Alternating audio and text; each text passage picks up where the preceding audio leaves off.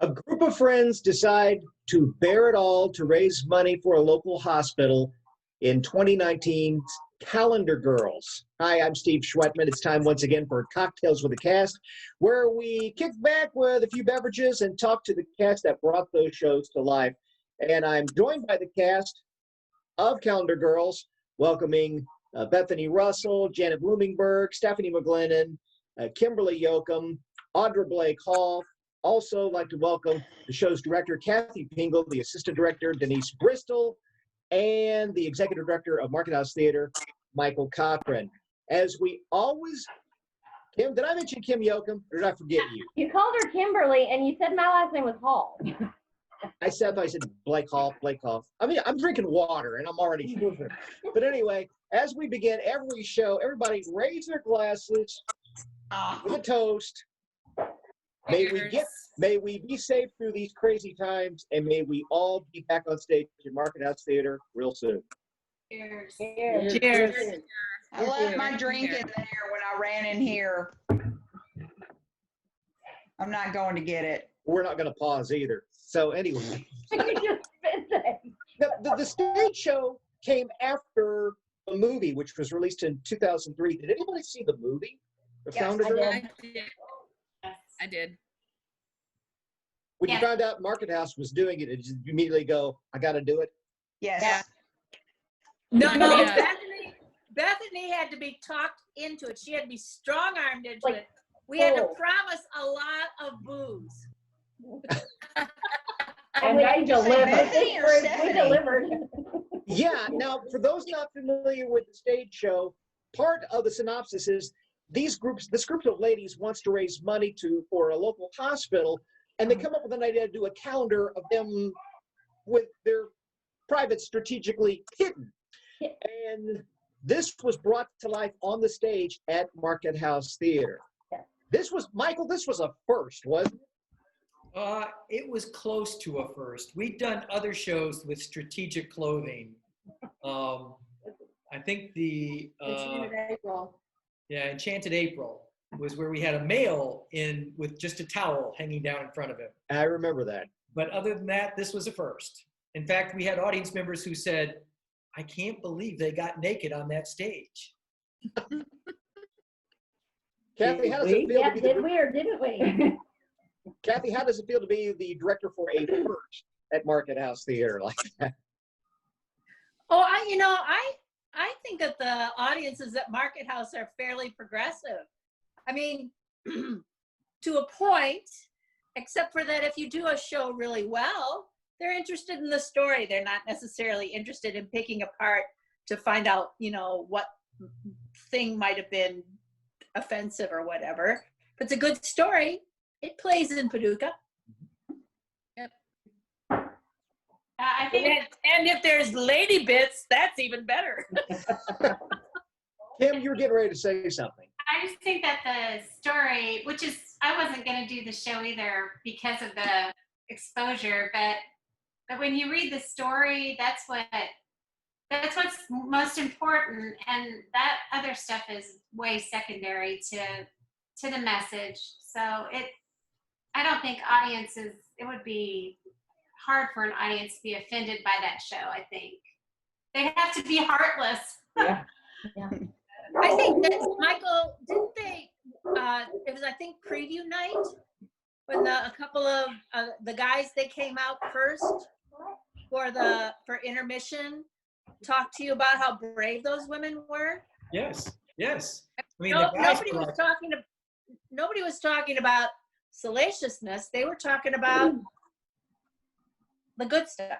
Bravery. Yeah, that was a common theme with a lot of people that came up after the show to talk to us. Everybody said, It was "Oh, you're so bravery. brave." Mhm. Yeah. I don't know whether to be offended by that or not. I thought we were fabulous. Mhm. No need to be brave. Yeah. Well, I think because we were bearing it all, our heart and soul into that show, and then, strategically placed Lady Bit, I think that was the brave part. And I think anytime you get up on stage, it's an act of bravery to expose yourself to that level to. That's kind of what the whole story was about anyway, you know, empowerment. I remember it was tough to get guys to audition for the show because they didn't think there were any men in it.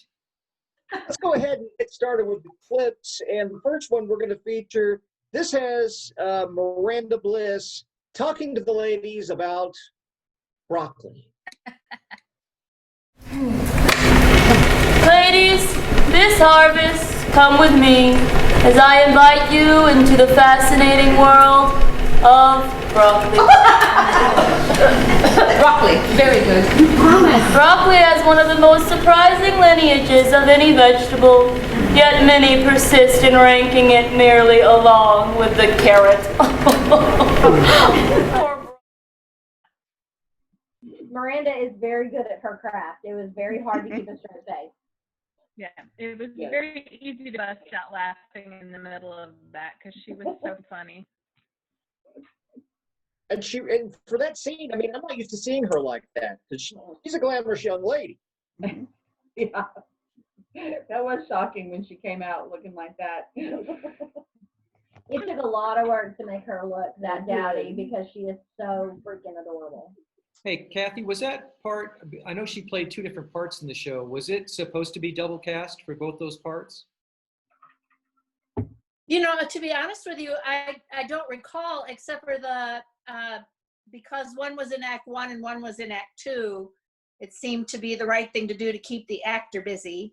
And she's a talented enough young woman that it was easy for her to play both. Well, and physically, she was so different with the first character and her accent than she was with her second character. Yeah. Yes, to be thrilled and yet somehow bored about broccoli is quite a feat. Yeah. Take some talent. She was the youngster of the ladies in the show. Am I correct? Yes. Yes. Finally, Yeah, I wasn't the baby. She and Ethan. Yes. And Yeah. Ethan got quite an Mindful. education, I think. They both got an education, I think. I think so. I mean, you know, most of the ladies in the cast are of an age in which, you know, we are at least, some of us are raising, have grandchildren, some of us still have young children, but we're not any of us teenagers any longer. And so, you know, there was a lot of sharing about what it is to be a woman as you age, and a lot of honesty in that regard. And I thought, you know, Ethan is going to be a better husband, having heard all of this. Mm-hmm. Payback for Ethan from another show I was in when I got to rip off his boxer shorts. Come full circle there. Yeah. So there was 4 men. No. Yeah. Yeah. Yeah. there were. Ethan and John and Brian and Jason. Brian. Mhm. And they were all very, what is the word? Polite, respectful. Backstage. They said they did a lot of floor studying when they came off because there was a lot of They did a lot of nudity going on back there. Is that the word? Sometimes there were clothes flying back there, and they had to turn their backs, and they were gentlemen.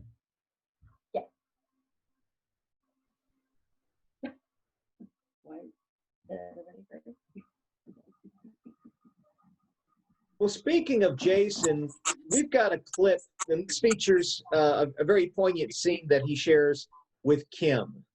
Let's take a look at it. I just felt like I needed to get the results on my own.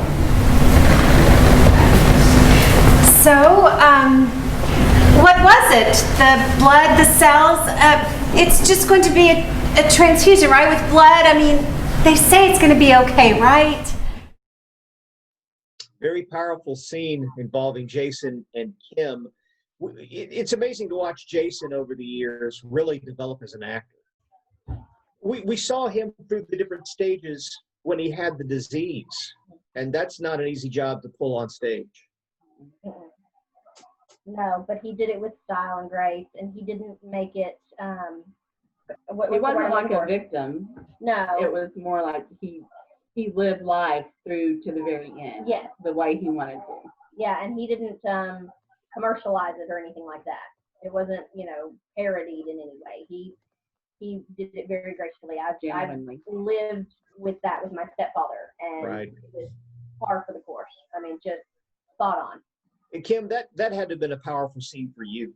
He only had 3 scenes before the scene where he died. Mhm. And so Jason only had those 3 scenes to really engage the audience until the turning point of the play, which is his death.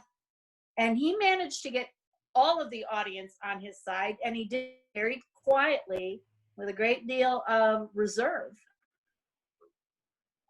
Like Audra said, he didn't pull any tricks. Mm-mm. He just played it straightforwardly and honestly. Yeah. And the same could be said for you, Kim. You did the same with that scene with Jason. Yeah, I can't imagine what that would really feel like in real life. I mean, I tried to portray it with the honesty that I think I would feel. I think I would probably be even more devastated than in a show, but I think there would be a lot of more sobbing on my part. But it was easy to react to Jason because he did such a good job. It made it better for me for that reason.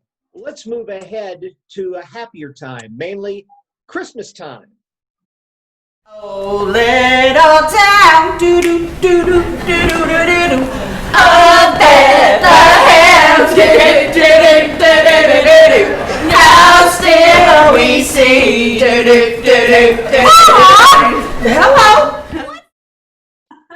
What? That was another fun scene. Take us through that.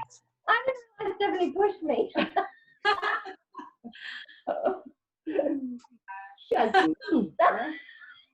Yeah, Bethany, take us through that. What was your thought process behind that?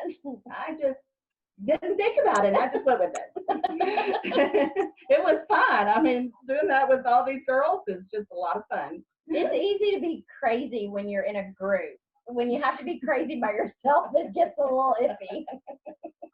Were there some other versions of it you tried? Not necessarily into Melody and Blueberry Hill, but were there other songs you tried, or was that in the script of No, I being think sung that that was in way? the script. Yeah, Okay. I think so. It was always Mary running in at the end, screaming at everybody. She's good at it. That's her job. She still does that. Yeah. Yeah, takes it to Talk about- heart.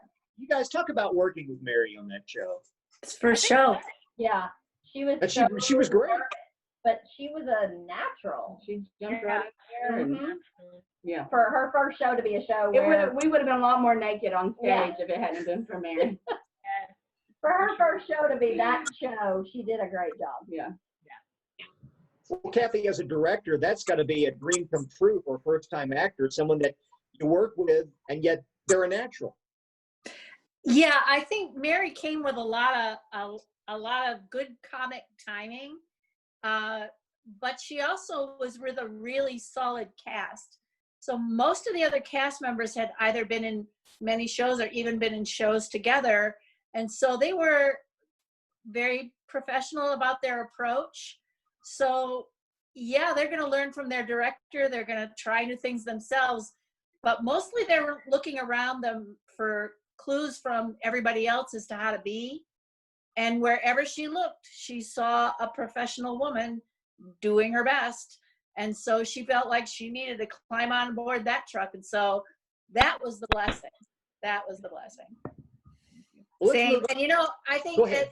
and Mary also, she felt a little bit unsure at first, Mhm. but really nobody said, "Oh, poor honey." It was like, "Oh, forget about that. Come on, have a good time." Mhm. She You know, didn't. so She didn't seem intimidated at all. Kind of naturally hurt. Yeah, yeah, absolutely. A lot of people who come to the theater and they see somebody like Mary, and she had friends who came up and they were like, finally, she's on stage, because we see little bits of that in her work, and these were her coworkers, but they were still amazed at what she did and what she got up and, doing that part. So it was funny because they kind of expected it, and yet they were still amazed by her performance. Well, she was fantastic, and hopefully we'll see more of Mary in the future. But we're going to move along to more Yuletide fun in the show. Somebody stop me before I kill that woman. God help me, I only have gladioli, but I will find a way. John! I'm trying to be. That notion is I drunk. I said I want it out, for God's sake! You two look like... And once again, Mary comes in at the end yelling at everybody. Stephanie was showing you both were, Janet, and showing quite a bit of leg. Woohoo! Yeah, but Stephanie's character had to have the sluttier outfit. I was really jealous. Yeah. But the leg cast covered up at least half the other leg, so we were good. And you couldn't tell because I roughly panties on. That you couldn't tell where the panties ended and my legs began because we're both, they were both so close. So yeah, but yeah, it's all good. That was fun. That was another amazing thing was Angela did such a great job with all of the costumes, and there were so many changes, and she made it to where it was practically all doable. So at first we weren't sure, but then yeah, I don't think this show could have been done without Angela. She was just so great with the costuming. Well, and I have to say also, Valerie did a great job. Valerie, yes. Valerie, oh, for Yes. sure, Val. Because let me just tell you, my scene, especially if there was an orange out of place, yeah, it would have been a whole different show. You had So props to Val. yeah, it had designed by Tom Hansen and the costumes with Angela Horner. And I know Kathy had a lot of meetings because Tom did the set design, the projections, he did well, and the lighting design. So there was a lot that went into that design to make a very simple unit set so many different locations. Mm-hmm. I've seen the show, pictures from the show from across the nation, and this is just supposed to be a plain old church room, and yet to give a feel of the fact that it was connected to a church, he gave it those really great big arching windows. Mm-hmm. And so because there were just chairs and table in the room, it didn't feel like a church proper, but he gave it the sense of openness. Right. If you just put it in a basement, boy, that show, it's really, really tough. And it has to go right from that room out to a hillside in no time flat. Yeah. And so having a set that was easy and breezy and open was just the answer. Tom is a very good designer. Yes. Now, in that scene, we also saw Brian Johnson, and once again, he delivered another great performance. That's a tough role, too. I mean, he does a lot of coming in and throwing his hands up in the air and, what's going on. And he had to deal with Janet a lot. So, right. He's a happy, fun guy, and I'm always taking the wind out of his sails, right. And he did such a downer, Janet. He brings a lot of himself into the roles, too. Well, this was an important show for him because he's battled with cancer. That's right. I wish he was here to talk about that. But I remember I didn't know that when we started the show and we had our first meeting and we sat around in a circle and he had a different perspective than all of us. And I think he brought a lot of, to me, he made it more real, that this really is something I haven't dealt with that you have.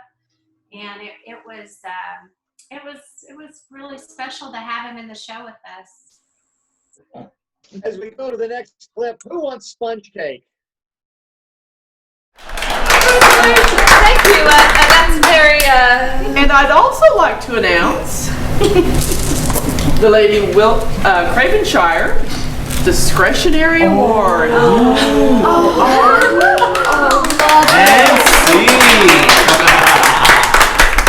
I never do this, but the lightness of that sponge. Is there?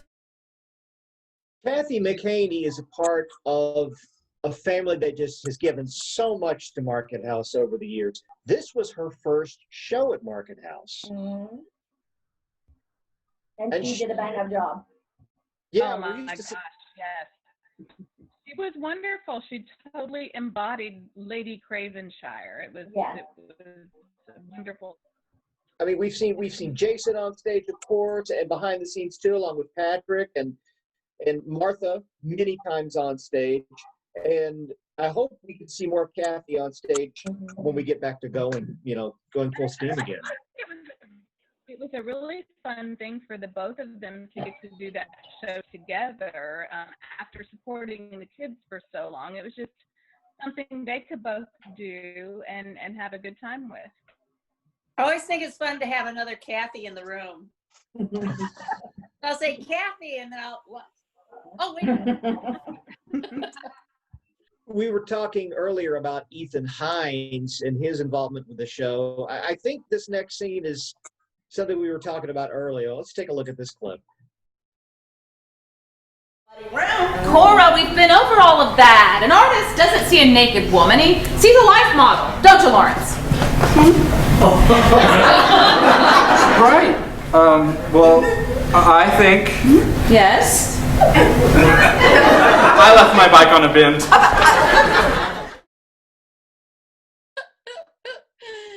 Oh, little Ethan. That's his heart. I probably think he really felt like that in real life, so it wasn't too hard to do that. Especially with all of us in one setting.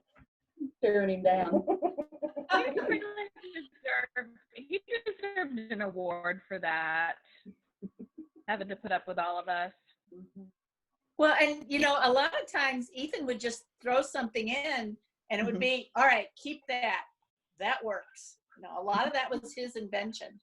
I'm trying to remember, wasn't he on stage with his back turned when some of the scenes were there?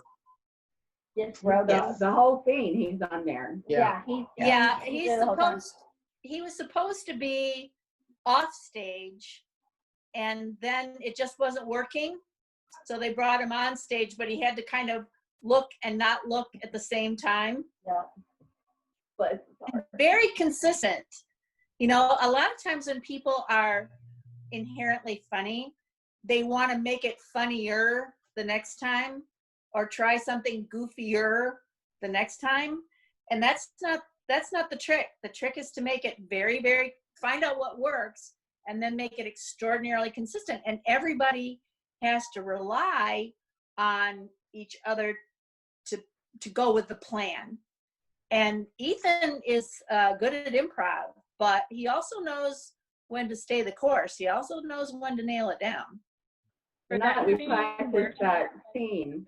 We did just that scene over and over. Yeah, we were trying to get the block and hold the shields in the right position, and people walking around out in the audience to make sure everything was covered. And he was just very patient and very kind. Yeah. At all.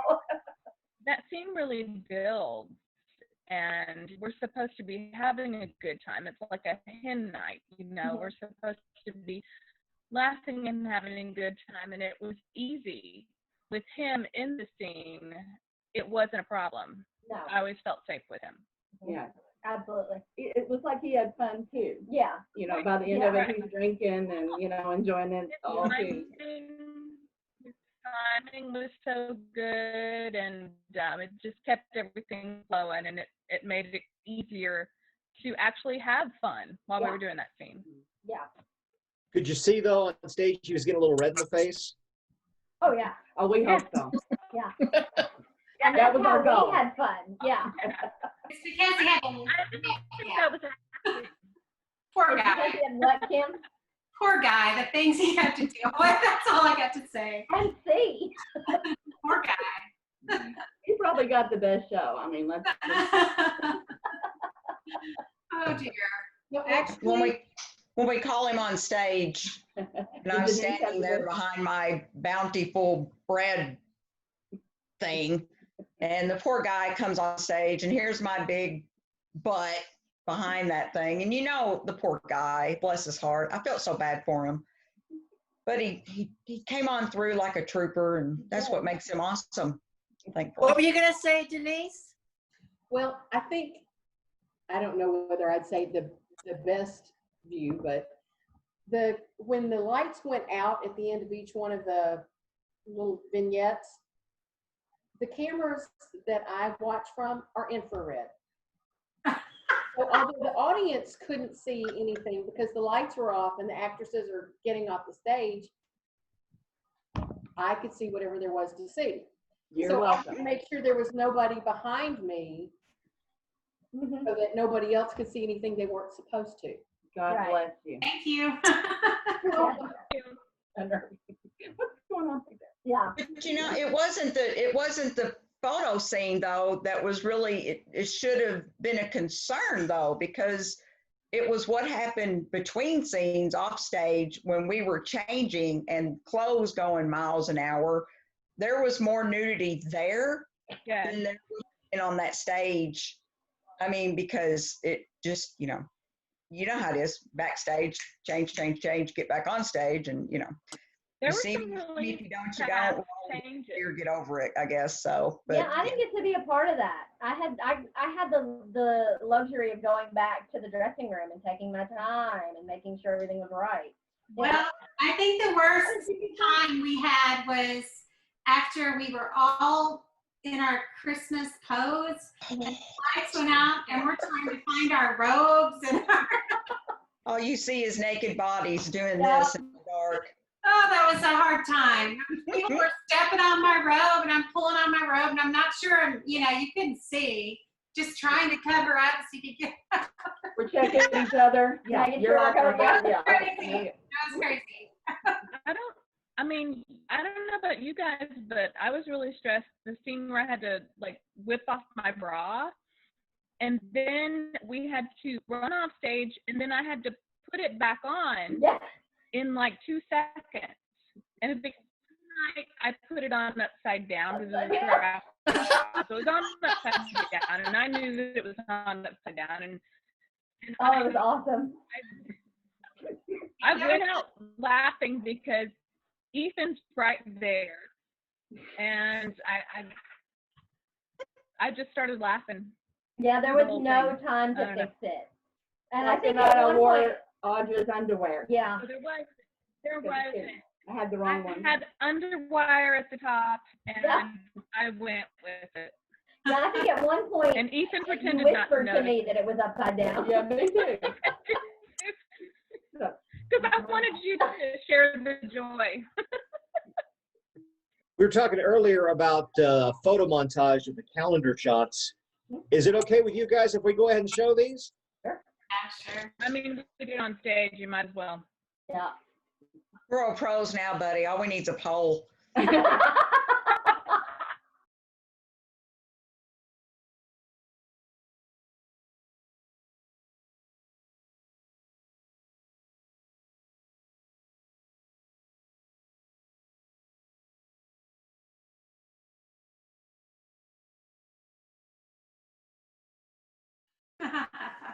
I thought it was a little too fast. Can we slow that down a little bit, please? Yeah, that went by fairly quickly. It's like, wait a minute. Oh, no. Oh. Yeah, tonight it didn't feel like that each night. I started to use some of the video from that, but the scenes actually lasted quite a long time. Stephanie took a long time to get exactly situated, and each one, the setup was actually longer than the reveal. Yeah, Stephanie was on stage a lot longer naked than you, monkeys. I don't want to hear it. Did it seem like time was standing still during those scenes? Do what? Does it feel like time was just stopped when you had to? Well, at first it did, I think. But after time, it just felt like a stage direction. and you're just like, now I have to do this. Yeah. Now I have to take my robe off, you know. But it's just, you don't think of it, you know, you just got to keep it moving and do the next thing you got to do. It lasted the snap of the camera. I mean, Yeah. it was no big deal. Yeah, It was no big deal. And I have to say that the girls, the women, we all, I don't know about everybody else, well, I do because I was off stage watching, but we all took care of each other. Like they made sure that my hand was strategically placed and that my leg was the right way and that I was, you know, pushed up against the prop. I didn't have to worry about a thing because they made sure that I was taken care of. Because somebody else did it for us. Yeah, exactly.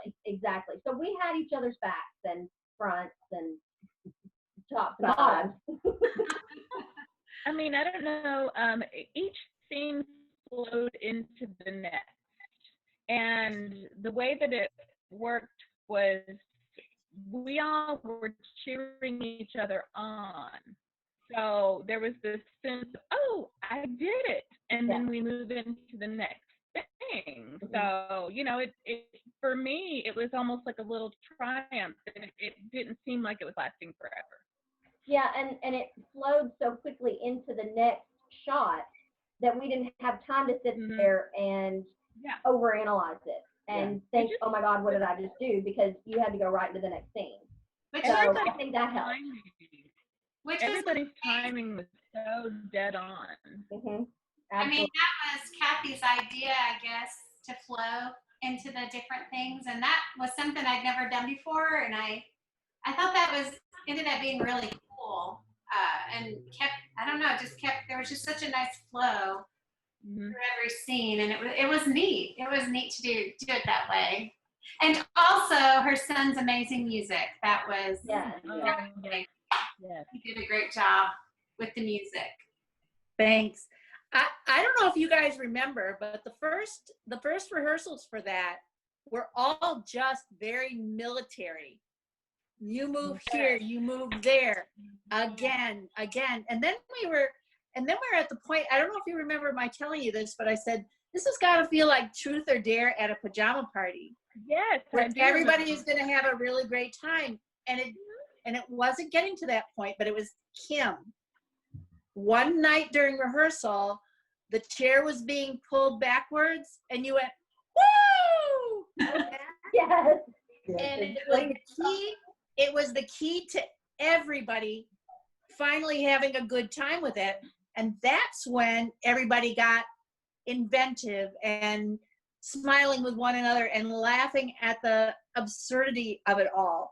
And it was almost like that little key turned it from being a stage direction into an event. And I think that's what happens when there's just magic on stage and trust. Yeah. And that has continued with us. We still meet almost every month. We talk every day. It's weird. It's the longest time I've been together with the cast in my life. I don't know. We just had dinner at Mary's house, a couple of weeks ago, and it's like friendships when I don't know if it's because we saw each other without clothes on or what, but we are bonded for whatever reason. I'd say it was like the sisterhood of the traveling taco. We are bonded. I think because we did have to bear all emotionally and physically. We had to trust each other. Absolutely. It was something we've never done to that extent on stage. It was nice. And I think that brought us all together was the trust that we, because for the most part we already knew each other. So there was that level of trust already, but this just kind of solidified it. Oh yeah. Well, and I think to find out that women are not to be dismissed after we're not 25 any longer. There are many, many things to be celebrated. Yeah. And that's very freeing in and of itself. Yes. Yeah, it is. We kind of took the Calendar Girls thing to heart because we made our own calendar, And we also we meet monthly, you know, so kind of a cool thing, and it's something I cherish. And when something happens, they're the first people that I text. Yes. Because I know that, you know, they're gonna, if it's hard, they're gonna be encouraging, and if it's happy, they're gonna celebrate, and it's such a good. It's hard to find that. It is. Big old bad world. So it's so nice to know you got your peeps. Well, it's like we tribe. it's like we've said, once you're in Market House Theater, you're family. Absolutely. Absolutely. And I think this cast takes that to heart. Speaking of family, one member of the Sisters of the Traveling Tatas could not be here, but she figures in the next clip. She takes front and center. Watch this. That's just me, grown feminist from years of exposure to school children. Much softer is my groove. All right, here we are, ladies. How are we doing?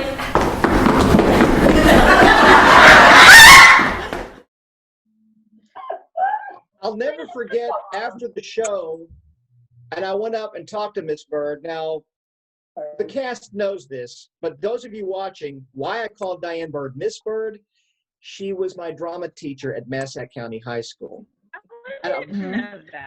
I'll never forget her. She says, "You're never going to look at me the same way again, are you, Steve?" I was like, "Oh, no."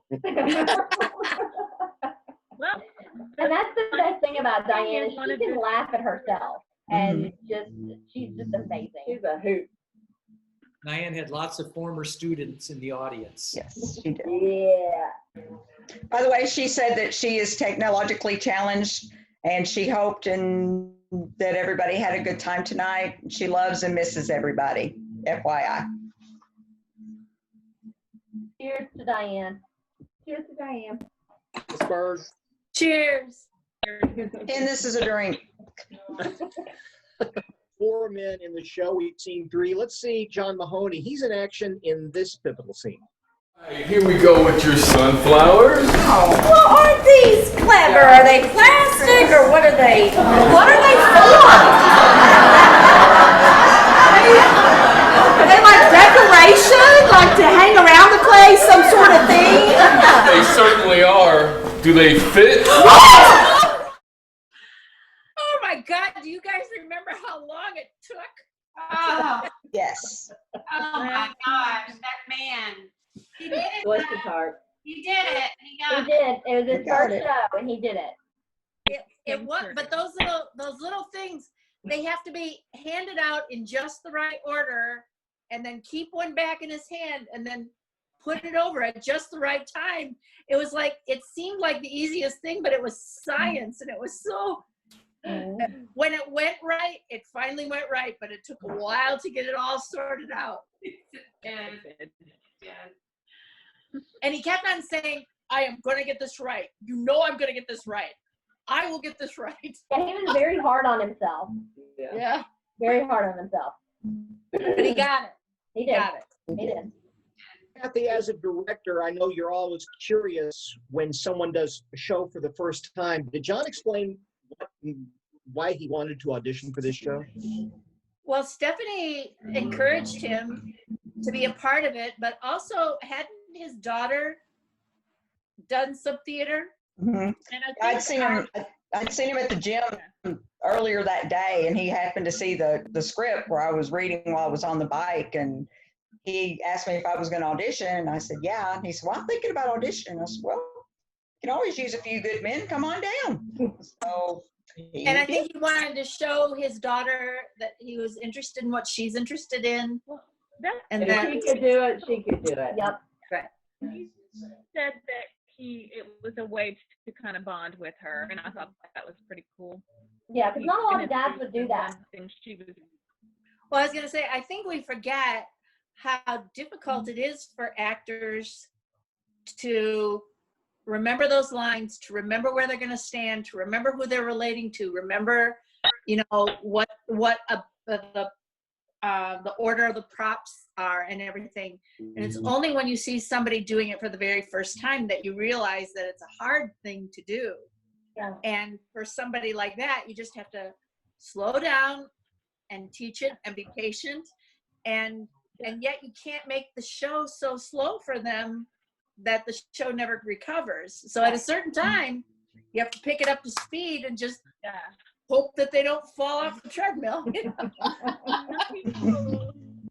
A lot of us, it's been a long time since we had our first show. Yeah. I know, I think I'm on year 23 of Mark House, and I have no idea how that happened.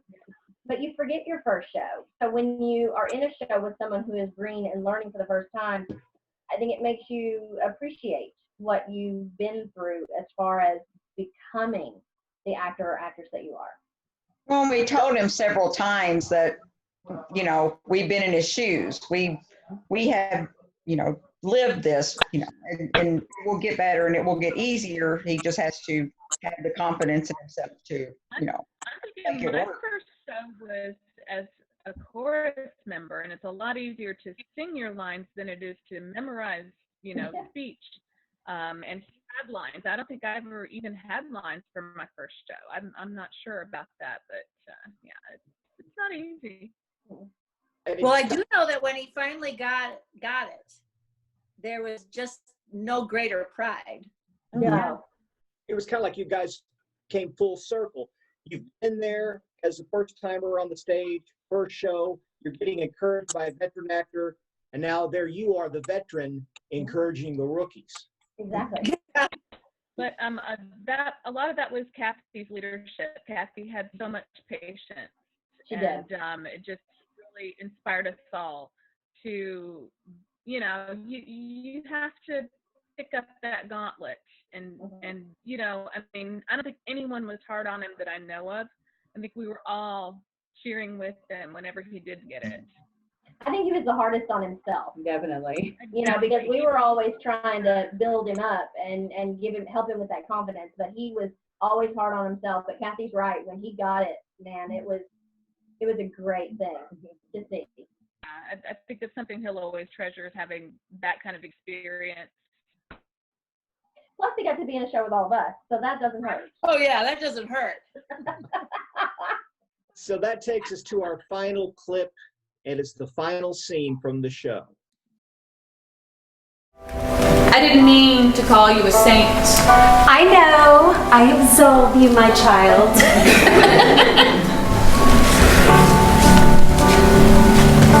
They turned out nice, didn't they?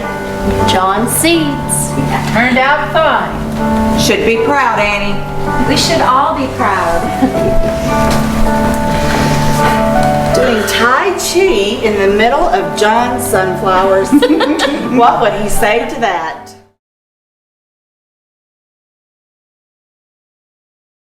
So I'm going to give you guys the last word on the show, starting with Kathy. The last word of the show? Oh my goodness. Well, I think the Calendar Girls, I mean, you know, you talk about being the veteran. I've been directing now for 50 years. And I think that there are some top shows in terms of memories. And the most important thing to me is creating ensemble. So it's a show in which you cannot imagine it without each of the characters who are there. That if one person was missing, it wouldn't have been the same show. And I felt like this is one of the strongest ensembles that I had directed. I was really, really glad for that. I don't know how anyone could possibly follow that. It was just such a joy, and I've never gotten to work with Kathy before. That was my first time working with her, and I learned so much. Thank you, Kathy. And then, like we've talked about before, friendship, you know, that was kind of the theme, I think, of one of the themes. The play was multifaceted, but one of the themes was ongoing friendship, and that I felt like I got with all of you. You know, My greatest joy was working with you guys and seeing being around such strong women. And I'm remembering the stuff, Bethany wrote a letter to us, and I got to know you guys. I don't know. I'm not going to cry. I'm going to cry. Got to know you guys such a deep level, and of course, the same. And Kathy all wrote us cards, that I put on my mirror. That was just like something I looked at every night to remind myself about my character. And I just loved working with all of you. You guys you're amazing women, and I'm glad you're in the world and in my life. I feel the same. I don't feel like when I came into the show that I felt like I would not describe myself as a strong woman, but I will say that the process of this show and things that it touched on for me personally, it really changed me. And I'm gonna cry. But it was I was able to experience that and to grow and to come out differently, mainly because of y'all and your support and your love and your fun. And it was the all in all experience. I love the play, I love the character, and I loved wearing Audra's underwear, and I loved all of y'all. It was a very moving experience where I did come out feeling like I could describe myself as a strong woman now. Good. Absolutely. Stephanie? I'm here.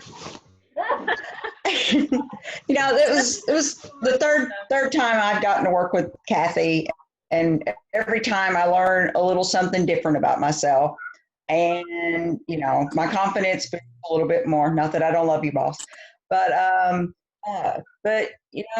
this show in particular, though, it was despite the fact that as soon as I heard about it, I was like, yeah, sign me up, I'm ready.